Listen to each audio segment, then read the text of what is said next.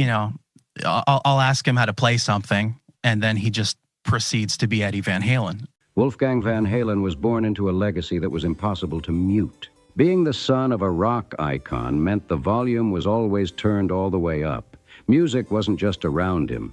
It was in the walls, in the air, in every corner of his life. While the world stood in awe of Eddie Van Halen changing guitar history forever, Wolfgang was living a version of that story nobody else could see. Behind the arena lights and screaming crowds, who was Eddie when the stage went dark? And why did Wolfgang make it clear he would never perform another Van Halen song after his father passed? This is the side of Wolfgang people whisper about, but rarely break down. From day one, normal was never part of Wolfgang's reality. His father, Eddie Van Halen, wasn't just famous. He was a game changer who flipped rock music upside down. You know, he's like, well, do this. And it's like, fuck you. His mother, Valerie Bertinelli, was already shining on television screens across America. Fame didn't knock on Wolfgang's door later in life. It was waiting in his crib. Still, inside their home, things weren't always loud and flashy. His early years were calm in their own way, full of quiet learning, deep watching, and a tight bond with his dad that didn't need big speeches to prove it. Music wasn't background noise in that house. It was the heartbeat. While other kids were busy with cartoons and playground games, Wolfgang was soaking up heavy riffs and wild solos. But here's the twist. Eddie never forced him into it. He didn't push him to grab a guitar or demand he follow the same path. Eddie believed in letting his son move at his own speed. The instruments were always nearby, guitars lined up, drums ready, amps humming softly, just waiting for that spark to hit. And when it hit hard. At 9 years old, Wolfgang grabbed the drums on his own terms. Nobody pressured him, nobody mapped it out. He simply wanted to understand how they worked. No expensive tutors, no strict schedules, just hands-on curiosity and raw rhythm. Then came his 10th birthday when Eddie surprised him with a real drum kit. That wasn't just a cool gift. It meant something deeper. It was a quiet nod from father to son, like saying, "This is ours." Music wasn't just sound in that house. It was their private language. Wolfgang later talked about how his dad would record short guitar riffs on a small tape recorder. Young Wolfgang, still not even a teenager, would sit there and try to match those riffs on the drums. Think about that for a second. It wasn't about fame, ticket sales, or proving anything to anybody. It was just a father and son locked into the same groove, building something personal through rhythm and trial and error. Those late-night jam moments weren't for the public. They were just for them. And he didn't stop at drums, not even close. Wolfgang started teaching himself guitar, bass, and even piano. No one stood over him telling him he had to live up to the Van Halen name. He picked up each instrument because he genuinely loved the craft. Hours would pass with him lost in sound, replaying notes, tweaking melodies, figuring out what felt right. This is the first guitar of my dad's that he gave me. And a lot of Van Halen fans will know that. He wasn't chasing his dad's spotlight.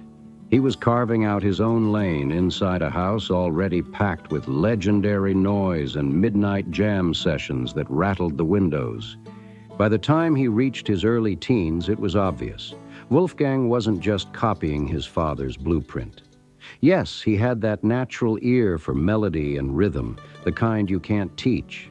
But he also had his own taste, his own instincts, his own vibe. His tone was different. His ideas were different. He respected the legacy without trying to become a carbon copy of it. That's what made him stand out. He wasn't trying to be Eddie 2.0. He was building something that felt real to him. Then 2006 flipped everything upside down. Wolfgang was only 15 when he stepped into one of the biggest rock bands in the world as the new bassist for Van Halen, replacing longtime member Michael Anthony. That move shook the rock scene instantly. Some fans celebrated the bold change, Others side-eyed it and started talking. Was this just family loyalty at work, or was there more going on behind the curtain? People close to Eddie and Wolfgang knew it wasn't about handing out favors. It was about growth, timing, and trust. Eddie believed in his son's ability, plain and simple. Wolfgang had already put in years of quiet work before anyone outside the family saw it. He wasn't some random kid tossed onto a stage. He had earned his spot through practice, discipline, and straight-up talent. The world saw a last name. Eddie saw a musician ready to evolve with the band. And just like that, the kid who once copied riffs off a tape recorder was standing in front of packed arenas, carrying a name that meant everything in rock history. The pressure was real. The expectations were heavy, but Wolfgang didn't fold. He stepped up, held his ground, and proved he belonged there. Not because of blood, but because of skill. That's when people slowly started realizing this wasn't just a legacy story. It was the start of his own chapter, written on his terms. Wolfgang had spent his whole childhood soaking up every Van Halen riff like it was part of his bloodstream. Every solo, every lyric, every tiny detail was locked into his memory. So when he stepped into the band, it wasn't some random jump into fame. It was stepping into something he had already lived behind the scenes for years. What critics called a shortcut was actually the result of non-stop practice, low-key dedication, and a father-son trust that outsiders could never fully see. Touring with Van Halen wasn't just another job. It was stepping straight into rock history. Picture being a teenager, standing next to your dad, who just happens to be one of the greatest guitar players ever, while thousands of fans scream your last name. That kind of pressure can crush people. But Wolfgang didn't fold. He stayed calm, focused, and locked in. Night after night, he played with confidence and respect for the legacy. Even some of the loudest doubters had to admit he brought a steady, grounded vibe to the stage. He wasn't flashy for attention. He was solid, sharp, and serious about the music. Then 2012 hit and everything leveled up. Van Halen released a different kind of truth, their first studio album in over 14 years. The spotlight was heavy, and people were watching closely. Wolfgang's bass lines didn't just blend in, they stood out in a smooth, powerful way. His tone had groove, control, and personality. He wasn't trying to imitate Michael Anthony, and he definitely wasn't copying his father. He built his own pocket inside those songs. His rhythm work supported Eddie's explosive guitar runs without competing for space, proving he wasn't just filling a role. He was adding something fresh to the machine. But behind the bright stage lights, reality was getting harder. Wolfgang was watching his father deal with serious health struggles, and that weight was real.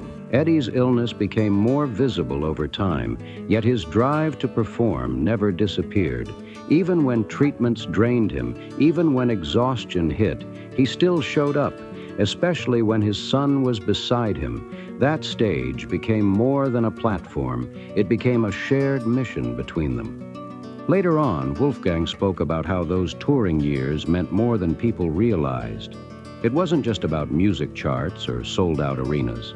It was about time together.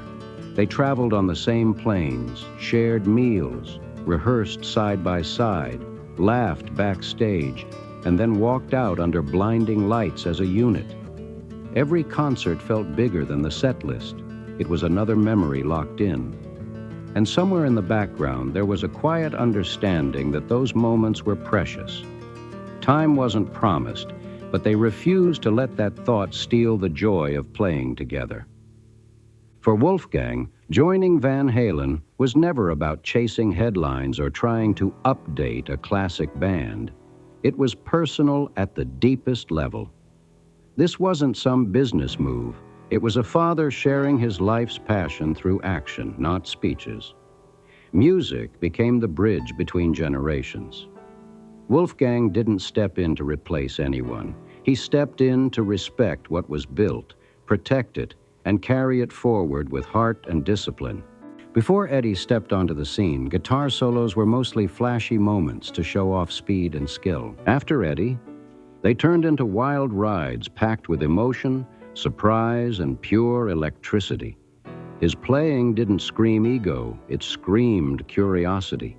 He treated the guitar like a puzzle with no instructions, something to take apart and rebuild every single day. He once said he saw it as a never-ending experiment, and that's exactly how he approached it. Fearless, restless, always chasing a sound nobody had heard before. Eddie wasn't just playing instruments, he was building them from scratch. He famously pieced together his own guitar using spare parts, tape, and straight imagination. That creation, the Frankenstrat, became more than wood and strings. It was a statement. It showed the world he didn't wait for permission. He'd tweak knobs, stretch harmonics, and bend tones in ways that made other players stop and stare. Every new sound felt like he had unlocked a secret room inside rock music. Then 1982 arrived and everything shifted again. Michael Jackson invited Eddie to play the solo on Beat It, and Eddie didn't hesitate. He walked into the studio, listened closely, and delivered a solo that exploded into pop culture history. It wasn't over-planned or overthought. It was raw instinct meeting opportunity. And the wild part? He didn't need the money or extra fame. He already had it. He did it because creating something unforgettable gave him a rush. That thrill, that spark, was what drove him every time he picked up a guitar. But behind the innovation and spotlight, there was another side. The same fire that pushed him to genius levels also came with real struggles. 1984 written at the bottom, and one has 5150. This was the backup to the 5150. Eddie battled addiction for many years. Alcohol and other substances became part of his routine, sometimes dulling pain, sometimes blurring lines, and often making life harder. His struggles weren't always front-page headlines, but they were serious and ongoing. Long nights in the studio could stretch into exhaustion. Some mornings were heavier than others. The people around him noticed. His bandmates felt it. His family carried concern. Still, he kept showing up, often hiding his battles behind loud amps and bigger performances. As time went on, Eddie spoke openly about those challenges. He admitted there were periods when he performed under the influence, not out of disrespect for the music, but because he was caught in something difficult to control. The pressure of being Eddie Van Halen was massive. Every concert came with expectations sky high. Fans wanted magic every single night. That kind of weight can shake anyone. His perfectionism pushed him to be better than yesterday, but it also boxed him in. Genius and burnout lived side by side. That intensity didn't stay contained. It spilled into the band dynamic too. Van Halen wasn't just known for chart-topping hits. They were also known for serious, behind-the-scenes tension. Different singers came and went. Creative arguments sparked over direction and control. Personal clashes added fuel to the pressure. Eddie often stood at the center, not because he wanted drama, but because he demanded excellence. He believed the music had to be the best it could possibly be. But when strong personalities collide, sparks fly.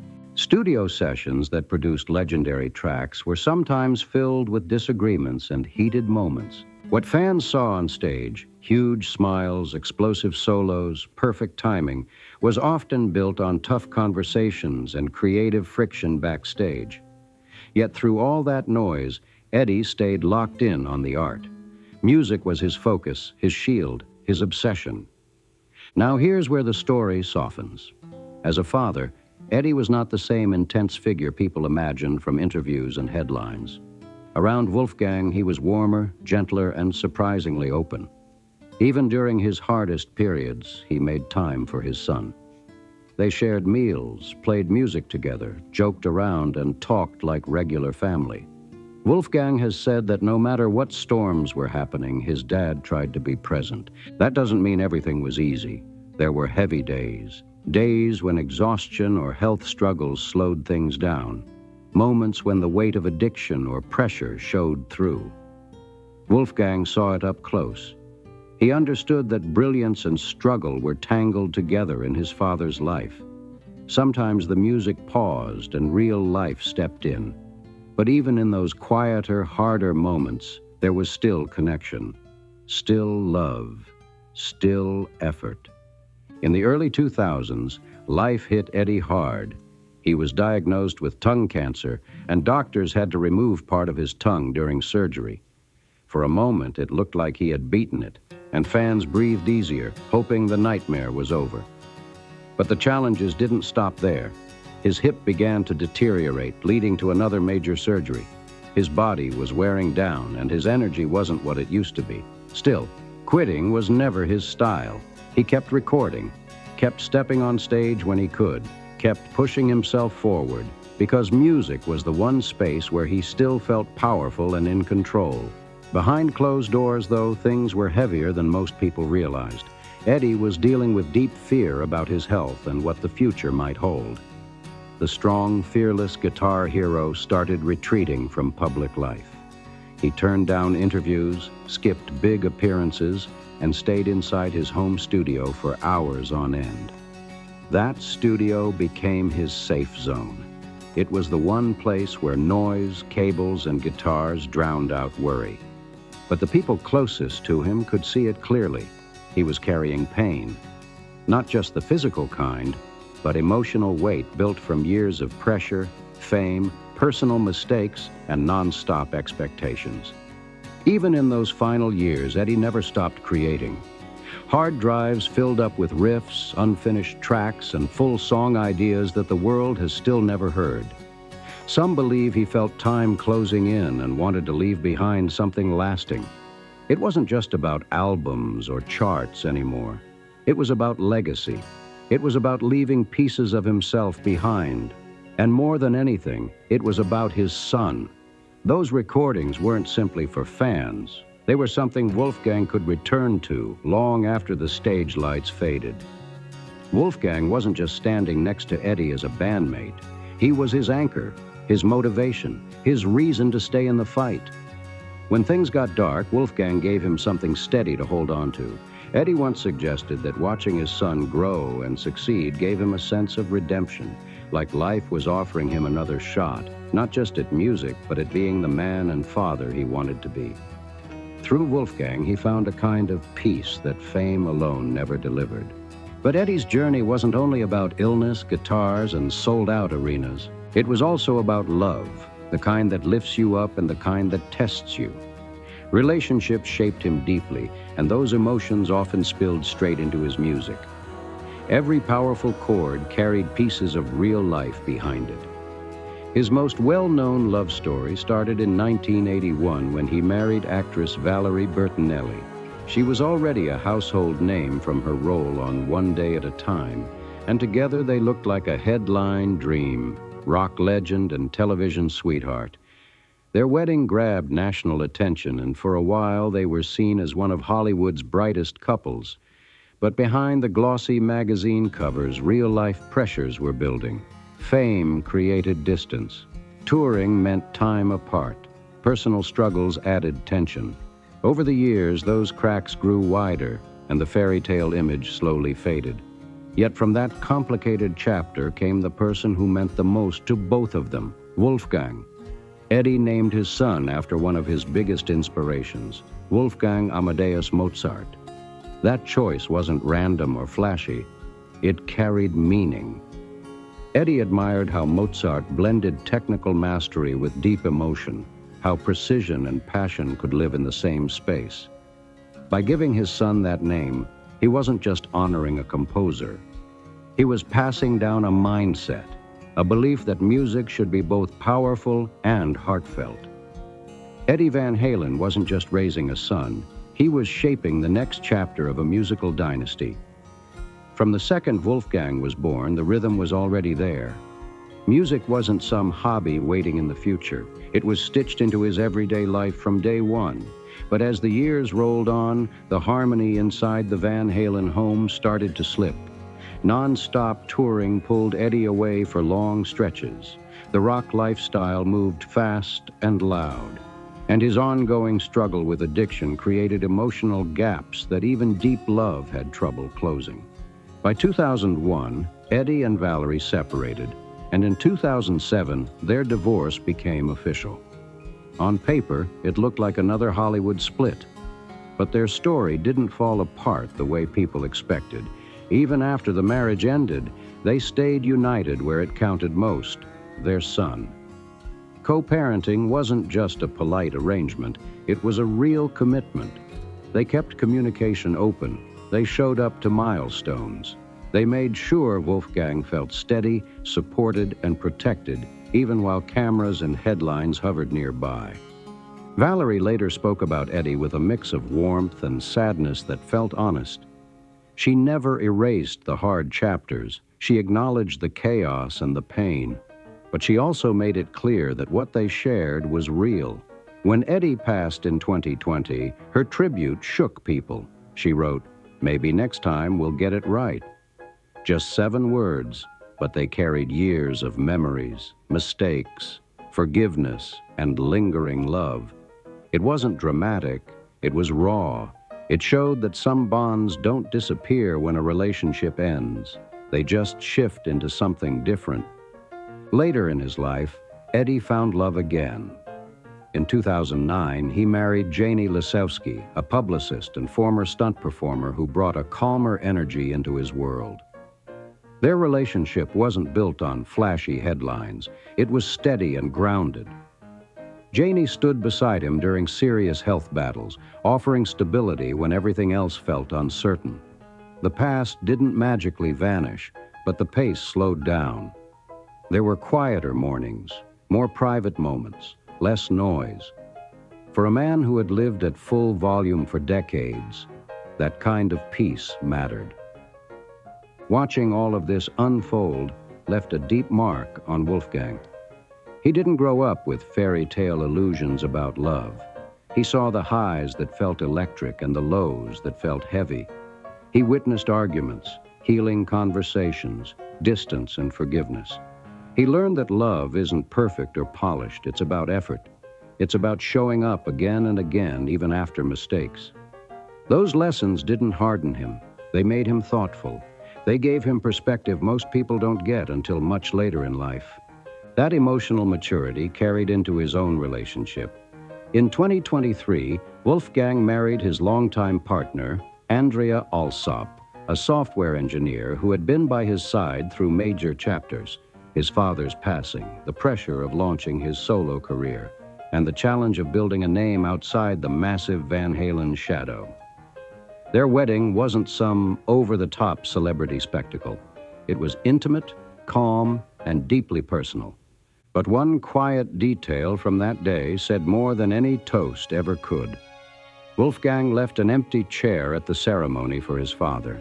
No long explanation, no dramatic speech, just a single seat reserved in silence. That simple gesture carried weight. It was grief and gratitude sitting side by side. It was a son honoring the man who shaped him, even in absence. Without saying it out loud, the message was clear: you're still part of this. That empty chair wasn't about sadness alone. It symbolized connection that didn't disappear with loss. It represented legacy, not just musical, but emotional. It showed that the bond between father and son didn't end with a final curtain call. It continued in quiet ways, in choices, in memories, in love that didn't need a spotlight to exist. For Wolfgang, love has never been just about romance. It's about memory and meaning.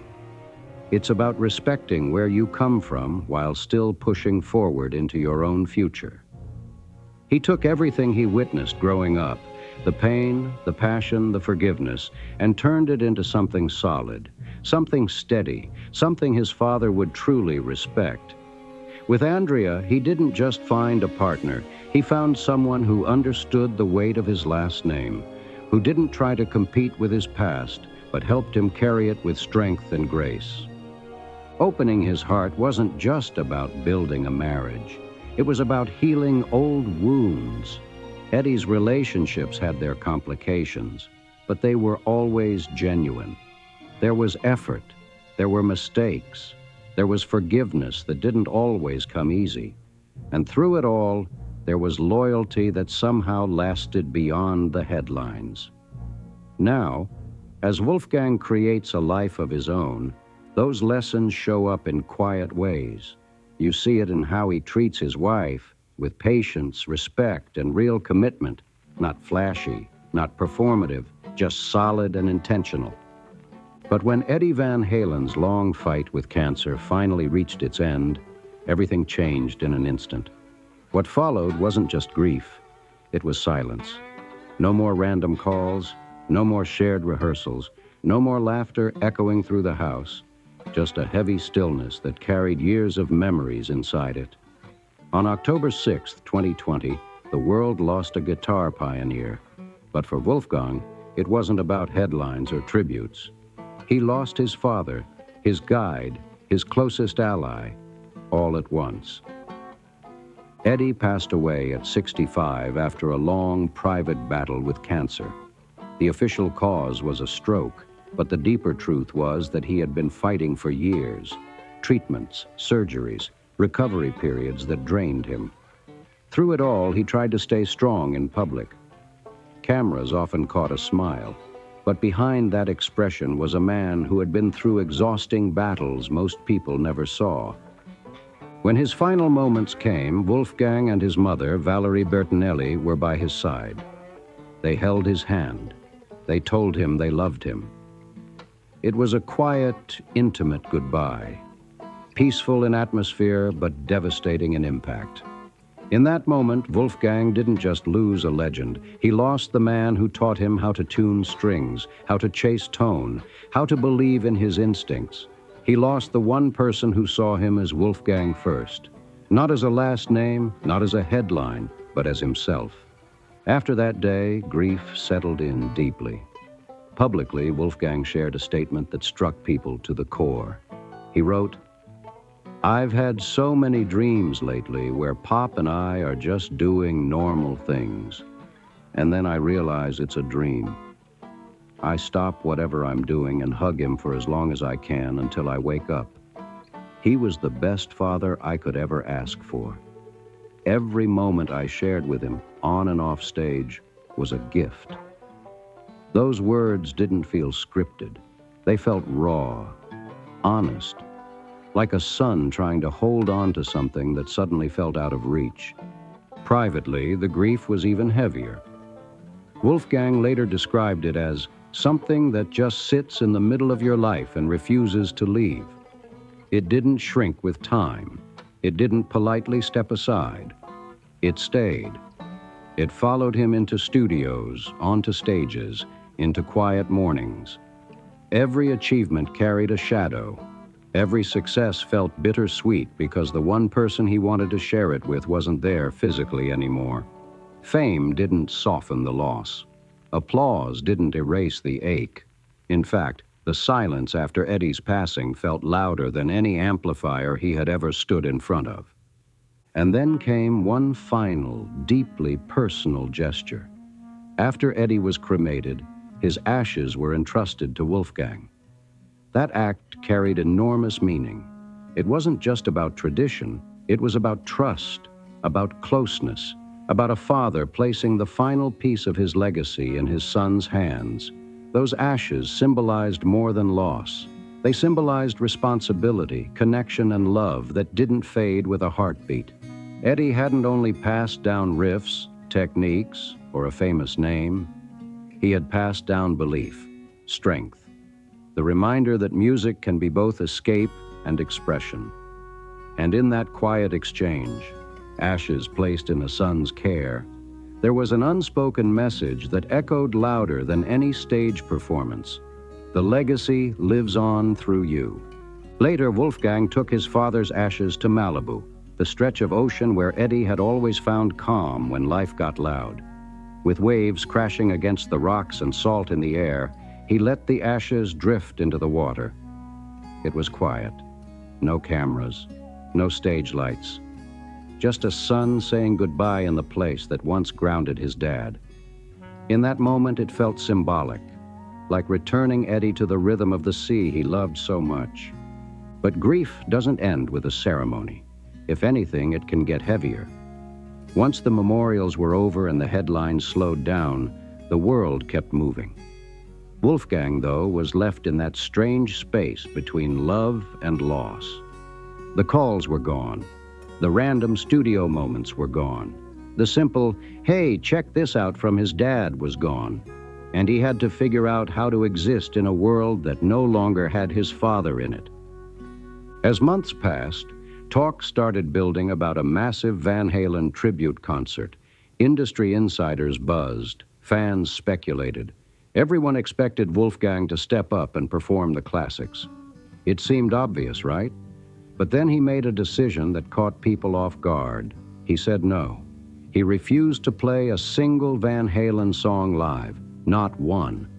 And it wasn't about ego. It wasn't about distancing himself from the legacy. It was about love. In an interview, Wolfgang explained it in a way that cut straight to the heart. He said, "Songwriting is a very therapeutic thing for me.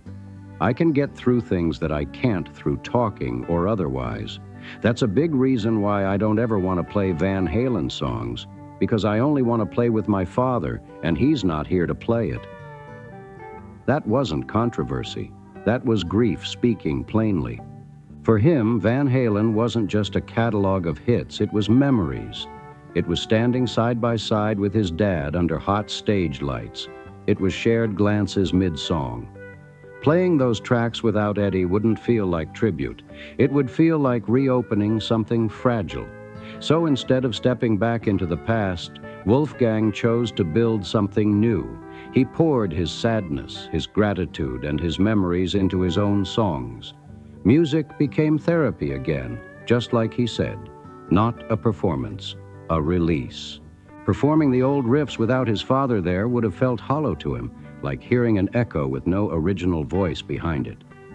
So he turned forward instead of backward. He decided the most honest way to honor Eddie wasn't to replay history, but to create his own chapter. Something born from pain, yes, but shaped with intention and heart. That choice led to Mammoth WVH, his solo project. The name wasn't random. It traced all the way back to Mammoth, the very first band Eddie played in before Van Halen even existed. That detail hit deep. It wasn't about copying his dad. It was about connection, a full circle moment linking past and present in a subtle but powerful way. Wolfgang once shared, "Growing up, I told my dad that when I had my own band, I'm calling it Mammoth, and here we are." That line didn't sound planned. It sounded destined. Then came Distance. Released just 1 month after Eddie's passing, it became the first song the public heard from Mammoth WVH, and it landed with serious emotional weight. The track wasn't designed as a commercial single. It was written during Eddie's final months as a personal message set to melody. The lyrics carried longing, love, and the kind of ache you can't fake. But what truly shook people was the video. Instead of flashy visuals or dramatic effects, it showed old home footage, clips of Eddie and Wolfgang through the years, laughing, sitting together, playing casually, just father and son moments, untouched by fame. No giant stages, no screaming crowds, just real life caught on camera. For many fans, it was the first time they saw Eddie not as a guitar icon, but simply as dad. The image shifted. The legend became human, and for Wolfgang, that felt right. That felt honest. No tribute show could match that level of truth. Distance spread quickly, connecting with people far beyond rock circles. It earned Wolfgang his first Grammy nomination, a major milestone by any measure. But even that achievement felt complicated. Success without his father there to witness it carried a strange weight. He described it as surreal, almost like living in a different timeline, a version of reality where something huge happened, but the one person he wanted to call first wasn't there to pick up. It wasn't pure celebration. It was pride mixed with absence. Still, Wolfgang kept pushing ahead. In 2021, he dropped his self-titled debut album, Mammoth WVH, and it didn't just land. It made noise in the best way. Critics gave it serious respect. Fans felt the honesty right away, and the biggest surprise, it wasn't trying to sound like Van Halen at all. This was tight, modern rock with strong hooks, clean production, and lyrics that felt personal and unfiltered. Every track carried emotion, grief, determination, hope, all wrapped inside guitar work that felt sharp and intentional. And here's what really stunned people. He played every instrument on the record himself. Drums, bass, guitar, vocals, harmonies, every single layer. That wasn't luck. That wasn't a famous last name carrying him. That was work. This wasn't someone coasting on legacy. This was an artist planting his feet and saying, "This is who I am." He didn't chase his father's tone. He didn't try to recreate old magic. He built something new from the ground up. While promoting the album, Wolfgang stayed clear about one thing. His dad's influence would always be present, but not like a shadow hanging over him. More like a compass pointing forward. Eddie had told him many times, "Don't worry about living up to the name. Just be yourself." That advice stuck. It gave Wolfgang room to block out outside noise and focus on authenticity. No nostalgia bait, no forced comparisons, just real music made with purpose. Every live show, every interview, every time he declined to turn Mammoth WVH into a Van Halen cover act, sent the same message. Grief doesn't have to scream to be powerful. Sometimes the strongest tribute isn't a massive arena event or a flashy reunion. Sometimes it's in restraint, in choice, in the quiet decision to build something original instead of replaying what already existed. Wolfgang proved that honoring a legacy doesn't mean repeating it. It can mean expanding it. Years after Eddie's passing, healing is still ongoing. Loss doesn't vanish. It just shifts shape over time. But just when people assumed the story had settled into silence, Wolfgang opened up in a way that felt deeply personal. No dramatic stage, no grand production, just honesty, the kind that lands heavy because it's real. For a long time, fans speculated about what kind of major tribute he might organize. A giant concert packed with rock legends, a reunion moment, a full album of Van Halen covers. Expectations ran high. But the truth turned out to be much simpler and much stronger. The tribute had already been happening the whole time, not under spotlights, not behind pyrotechnics. It was in every original song he released, every lyric shaped by lived experience, every time he refused to let grief freeze him in place. In interviews, Wolfgang didn't dodge the conversation. He spoke directly and without polish. "I think just doing what I do is enough of a reference and tribute. Just me existing and continuing to be my own person and my own musical space. I don't think people realize that. Me just doing that is enough of a tribute and respect toward the life he gave me and the passion he instilled in me." That wasn't defensive, it was grounded, it was clear. At first, some fans struggled with that answer. They wanted spectacle. They wanted loud nostalgia and familiar riffs. They wanted to relive the past. But the ones paying attention understood what he meant. Copying his father wouldn't honor him. Living fully as himself would. Every show he plays under his own banner is proof of that. Every crowd singing along to Mammoth WVH songs shows the story is still evolving. Wolfgang's tribute isn't about replaying Jump or stepping into old set lists. It's about carrying forward the values Eddie passed down: curiosity, dedication, and fearless creativity. It's about writing new material that stands on its own merit. It's about respecting the foundation without being trapped by it. In a world that often demands big gestures and viral moments, Wolfgang chose something more difficult. He chose authenticity. He chose growth. He chose to let his father's spirit live through evolution instead of imitation. And that choice speaks louder than any reunion concert ever could. So when people ask what the tribute is, the answer has been right in front of them the whole time. It's in the albums, it's in the stage presence, it's in the refusal to turn memory into marketing, it's in the steady commitment to build a future while carrying the past with respect. That's not flashy, that's not loud, but it's powerful. Some people didn't get Wolfgang's approach, and a few critics were loud about it, especially when he refused to play Van Halen songs live. But for him, that wasn't rebellion. It was respect. He saw that music as something sacred, something tied directly to his father.